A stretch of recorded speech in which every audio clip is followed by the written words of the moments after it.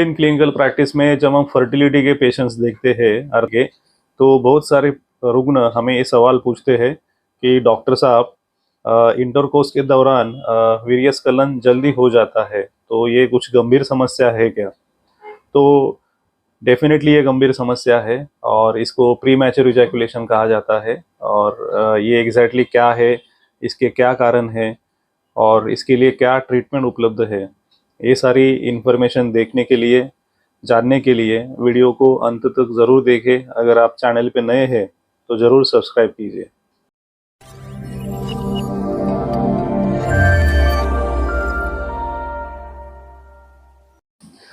नमस्कार, मैं डॉक्टर रामदास गर्जे, एक फर्टिलिटी एक्सपर्ट, आयुर्वेद पंचकर्म विशेषज्ञ। पिछले 16 से अधिक वर्षों से आयुर्वेद और पंचकर्म चिकित्सा के माध्यम से सैकड़ों से अधिक दाम्पत्यों में प्राकृत गर्भधारणा करने के लिए आयुर्वेद से काफ़ी सहायता इसमें हुई है। तो फर्टिलिटी के लिए जो आवश्यक भाव है, दैट इज ऋतु, क्षेत्र, अंबु, बीज, ये तो है, बट ये कारण के अलावा बहुत सारे कारण है जिसके कारण इनफर्टिलिटी डेवलप होती है। तो इनफर्टिलिटी के ऊपर हमने डिटेल वीडियो बनाए हैं, अर्थात मेल और फीमेल। तो मेल इनफर्टिलिटी में कुछ कारण है, तो उसमें से एक कारण है that is pre mature ejaculation. तो प्री मैच्योर इजैकुलेशन एग्जैक्टली क्या है, उसके क्या कारण है, ये अब हम जानते हैं।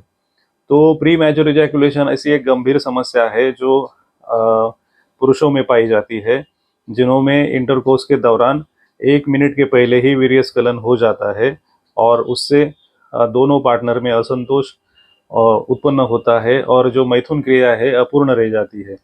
इसके कारण जो हमारे स्पर्म से सीमेन में ट्रैवल करने वाले हैं वो ओवम तक पहुंचने में बाधा उत्पन्न होती है और जिसके कारण कंसीव होने में असमर्थता हो जाती है। तो ये गंभीर समस्या है और इसके ऊपर उपचार करने जरूरी है। अगर ये ठीक होता है तभी इनफर्टिलिटी की केसेस में हमें सक्सेस मिल सकता है या वो उनके कंसीव हो सकते हैं। तो ये जो प्री मैच्योर इजैकुलेशन है, ये जनरली हमारे भारत में 8 से 10% पुरुषों में पाया जाता है और पूरे विश्व में हम देखेंगे तो 20 से 30% पुरुषों में ये देखा गया है। लगभग पूरे आयुष्मान में लगभग 3 में से 1 पुरुष इस समस्या को फेस करता है। अगर ये समस्या पहले से ही उनमें है तो उनको लाइफलाइन प्री मैच्योर इजैकुलेशन कहा जाता है। और ये समस्या अगर बाद में उत्पन्न होती है तो उसको एक्वायर्ड प्री मैच्योर इजैकुलेशन कहा जाता है। तो प्री मैच्योर इजैकुलेशन क्यों होता है ये समझने के लिए अगर हम इसकी जो पेनिस की जो स्ट्रक्चर है वो देखेंगे तो ये एक बल्बो स्पॉन्जियस मसल से बना हुआ है और उसमें काफ़ी हद तक ब्लड सप्लाई जरूरी होता है। और ये जो है न्यूरोमस्कुलर एक्टिविटी अर्थात ब्रेन और नर्व्स फ्लेक्सेस और हिमैटिक ब्लड सप्लाई, तीनों का कॉम्बिनेशन होता है। और मसल में जितने हद तक ब्लड सप्लाई अच्छी तरीके से होता है तब तक वो इरेक्शन रहेगा। और न्यूरोमस्कुलर कॉम्प्लेक्स में कुछ बाधा उत्पन्न होती है तो ये समस्या इजैकुलेशन जल्दी हो जाएगा और ये समस्या उत्पन्न होती है। तो प्री मैच्योर इजैकुलेशन के एग्जैक्टली क्या क्या कारण है, कौन से कारणों से वीर्यस्खलन जल्दी हो जाता है? तो इसमें लगभग महत्वपूर्ण कारण जो एक है, पहला कारण है साइकोलॉजिकल कारण। जिन व्यक्तियों में परफॉर्मेंस एंजाइटी, स्ट्रेस रहता है, डिप्रेशन रहता है, पार्टनर से कम्युनिकेशन प्रॉब्लम्स है, इन लोगों में ये समस्या देखने को मिलती है। इसके अलावा मेडिकल प्रॉब्लम्स है। मेडिकल प्रॉब्लम्स में पहला है हार्मोनल प्रॉब्लम, जिसमें FSH, LS, टेस्टोस्टेरोन, इनमें डिस्टर्बेंस रहेगा। उसके बाद जिन लोगों में एडिक्शन से, अल्कोहल, स्ट्रेस, ड्रग एडिक्शन, इनके कारण भी ये समस्या उत्पन्न होती है। जिनको ओबेसिटी है या कोई क्रॉनिक डिसीजेस की मेडिकेशंस चालू है, इन लोगों में ये समस्या उत्पन्न हो सकती है। व्यायाम का अभाव, रात्रि जागरण, दिन में सोना, ये कुछ कारण इसमें है। और कोई कारण में हमें प्रैक्टिस में देखा गया है कि जिन लोगों को पहले समय में ज़्यादा मास्टरबेशन की हिस्ट्री रहेगी, उन लोगों में ये समस्या ज़्यादा देखने को मिली है। तो एनवायरमेंटल फैक्टर्स है, साइकोलॉजिकल प्रॉब्लम्स है, मेडिकल प्रॉब्लम्स है, तो ये सारे चीज़ें हैं। और इसमें ज़्यादा एक महत्वपूर्ण चीज़ कही है, जिनमें सेंसिटिव ग्लांस पेनिस रहता है उन लोगों में भी ये समस्या देखती है। यूरिनरी ट्रैक इन्फेक्शन एक महत्वपूर्ण है। और लोकल जो ऑर्गन्स है, रिप्रोडक्टिव ऑर्गन्स में कहाँ स्वेलिंग है, तो उनके कारण भी सेंसिटिविटी बढ़ के अर्लियर इजैकुलेशन देखने को मिलता है। तो इतने सारे कारण है। तो इन केसेस में महत्वपूर्ण है कि आपके वैद्य ने आपको, आप जब डॉक्टर को दिखाते हैं तो ये कारण फाइंड करना जरूरी है, कौन से कारणों से ये समस्या उत्पन्न होती है। तो वो कारण दूर करेंगे तो ये समस्या का हल अच्छी तरीके से होता है। तो मॉडर्न इसमें एग्जैक्टली अभी क्या ट्रीटमेंट उपलब्ध है, तो मॉडर्न मेडिसिन में मेडिकल ट्रीटमेंट्स है, काउंसलिंग थेरेपी है, ये सारी ट्रीटमेंट्स उपलब्ध है। अगर हम बात करते हैं आयुर्वेदा के बारे में, तो एज आयुर्वेदाचार्य, आयुर्वेद में इसके लिए काफ़ी अच्छी ट्रीटमेंट उपलब्ध है। एज पर आयुर्वेद, ये जो डिसीज है that is pre mature ejaculation, ये एग्जैक्टली वात दोष के कारण होता है, अनियंत्रित वात दोष। तो वात दोष हमारे शरीर में सारी गतिविधियां करता है, उसमें से जो पांचवा प्रकार है दैट इज अपान वायु।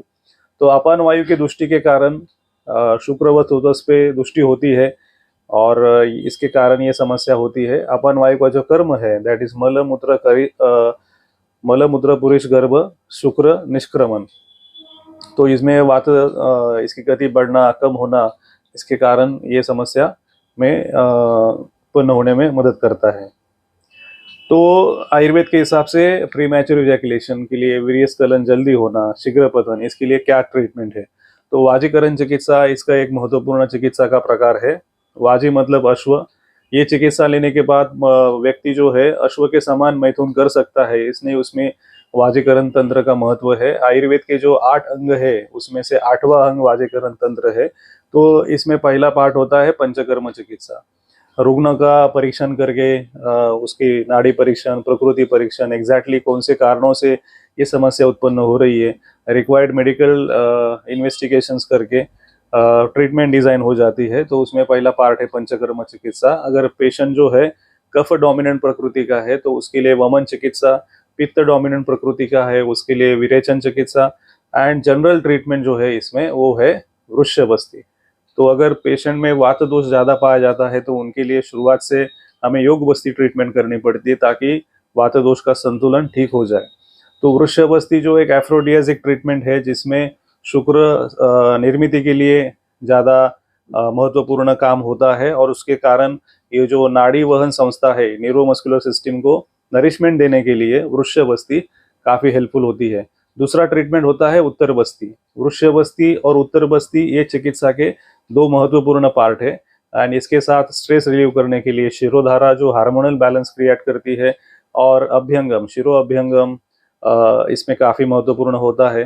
तो पंचकर्म चिकित्सा जनरली इस केसेस में डिटॉक्सिफिकेशन एंड रिजुनवेशन दोनों का काम पूरा करती है। और इसके साथ आयुर्वेद की कुछ मेडिकेशंस है जो इसमें इम्पॉर्टेंट है, जैसे कि अमृत प्राश है, वाजीकरण योग है, वृक्ष योग है। इसके अलावा काफ़ी सारे मेडिकेशंस है। तो ये सारे मेडिकेशन व्यक्ति परत पे बदल सकते हैं, पर्सन टू पर्सन चेंज होंगे, और उनका प्रोटोकॉल, उनका ड्यूरेशन आपके प्रकृति के हिसाब से आपके वैद्य डिसाइड करेंगे। तो हमने बात की पंचकर्म की, हमने बात की औषधि की, अभी बारी आती है योगासन की। तो इसमें जनरली सूर्य नमस्कार एक इम्पॉर्टेंट पार्ट है, जिससे हमारे शरीर में नवचेतना जागृत होगी। सूर्य नमस्कार में 12 योगासन है जो शरीर को सर्वांग सुंदर व्यायाम कहा गया है। इसके साथ वृक्षासन, सर्वांगासन, मंडूकासन, ये आसन अपने तज्ञ के देखरेख के नीचे आप सीखिए और वो प्रयास कीजिए, जिससे काफ़ी लाभ होगा इसमें। अभी बात करते हैं डाइट के बारे में। तो प्री मैच्योर इजैकुलेशन एक वात वृद्धि और शुक्र क्षय के कारण होने वाली एक व्याधि है। तो इसके लिए प्राणायाम, मेडिटेशन तो बताया हमने, बट डाइट काफ़ी महत्वपूर्ण है। ज़्यादा मसाले वाली चीज़ें, जिसमें ज़्यादा शरीर में पचने के लिए समय लगता है, और वातवर्धन करने वाली चीज़ें इसमें नहीं खानी है। नरिशमेंट का हम विचार करेंगे तो अखरोट, बादाम, अंगूर, ये सारे फ्रूट्स इसमें महत्वपूर्ण है। दूध, शुद्ध गाय का देसी घी इसमें इम्पॉर्टेंट है। और दिन में सोना, रात को जागरण करना, ज़्यादा स्पाइसी चीज़ें, फास्ट फूड, जंक फूड, इनको अवॉइड करना है। तो ये सारा इन्फॉर्मेशन हमने प्री मैच्योर इजैकुलेशन के बारे में बताया, जो मेल इनफर्टिलिटी में बड़ा ऑब्स्ट्रक्शन है, और ये समस्या का हल करना अनिवार्य है। तो इसके बारे में आप ज़्यादा पैनिक न होइए। ये कोई असाध्य व्याधि नहीं है। प्रीमैच्योर इजैकुलेशन का सही अगर आप डायग्नोसिस करते हैं, अच्छे वैद्य को मिलके आयुर्वेद पद्धति से, पंचकर्म चिकित्सा से अगर आप उपचार लेते हैं तो डेफिनेटली ये समस्या का समाधान हो सकता है। अगर आपको ये जानकारी अच्छी लगी है तो ज़रूर इस वीडियो को लाइक और शेयर ज़रूर कीजिए और चैनल को ज़रूर सब्सक्राइब कीजिए, ताकि आगे वाली इन्फॉर्मेशन हम आपके सामने लेके आएंगे तो उनकी जानकारी आपको पहले मिले। अगर आप इस समस्या से परेशान है तो आप नज़दीक में जो आपके वैद्य रहेंगे आयुर्वेदा के डॉक्टर, उनको जाके आप ज़रूर दिखा सकते हैं, या स्क्रीन के दिए नंबर के कांटेक्ट करके doctor Garje Ayurveda clinic Panchakarma centre Navi Mumbai, यहाँ पे आप प्रत्यक्ष आके या ऑनलाइन कंसल्टेशन भी कर सकते हैं और डेफिनेटली आपकी समस्या का समाधान कर सकते हैं। तब तक के लिए आयुर्वेद से जुड़ी रहिए, स्वस्थ रहिए, हेल्दी रहिए। नमस्कार।